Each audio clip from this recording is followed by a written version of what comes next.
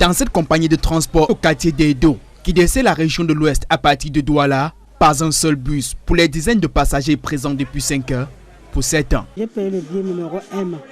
On nous dit qu'il y a H qui doit partir jusqu'à nous. Nous ne savons même pas si on va partir aujourd'hui. Pour cette journée, aucune réservation n'est plus possible. Renseigne la note d'information affichée au niveau du guichet. Non, nous demandons beaucoup de patience à nos clients parce que rien ne vient de nous.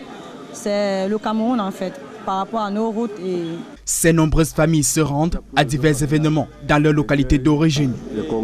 Avant-gardiste, Magloire, qui à l'espérance de la saison, s'est offert un ticket des jours plus tôt. C'est pour cette raison que j'ai réservé ma place depuis mardi. C'est un concours de patience qui s'observe. D'autres sont contraints à la sieste. Le rang même, c'est étouffant. Quelqu'un qui a les problèmes de respiration, il risque de s'associer là. À quelques kilomètres de là, à Bepanda, la situation est quasi identique. Les tensions montent dans le bus. Sorti à Croise, j'ai pu avoir mon ticket à 10 heures. Il est à pratiquement 12 heures. Je suis encore dans le bus sur place à Douala. C'est-à-dire ce n'est même pas parce qu'il y a trop de passagers, c'est à cause de la route. Bien que débordés, les responsables de l'agence tentent de rassurer.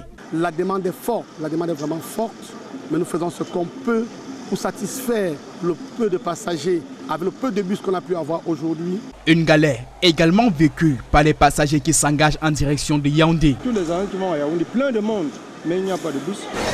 Dans cette agence à Akwa, dans l'arrondissement de Douala Premier, les multiples incidents survenus en ce début de week-end sur les nationales numéro 3 et 5 sont, apprend-on, la cause de cette misère et ses corollaires. Les bus qui devaient être ici ce matin à 7 h sont arrivés dans les environs de 11 h. Imaginez le gap. Donc ça explique tout.